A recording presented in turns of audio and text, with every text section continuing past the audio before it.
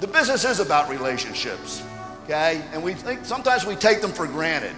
You know, the story's told about Charles Plum, who was a fighter pilot, did 75 missions in Vietnam. And finally, he was shot down by a land-to-air missile. But before, it destroyed his plane, but he ejected and he parachuted into enemy territory. And one day, he was sitting in a restaurant, and a guy next to him turned to him and said, "Hey man, you're Plum, aren't you? You used to fly fighter planes in Vietnam off the Kitty Hawk." He said, "Well, yes I am. How did you know that?" He said, "Well man, I used to pack your chute.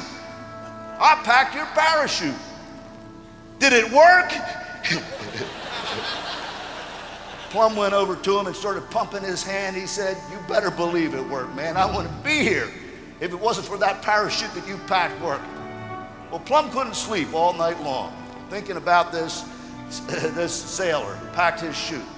And then he thought about how many hours, long hours, that guy spent down the bowels of the ship on a long wooden table, carefully taking in his hands the shrouds of the chute and folding the silks of other people's chutes.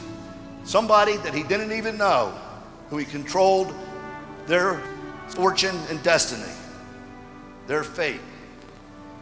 And then, you know, Plum asked his audience, "Who's packing your chute? Who's packing your chute?" Because every one of us has somebody we depend on to get through life and to make it day by day. But I want to tell you something. A lot of times we take for granted the people who are packing our chute.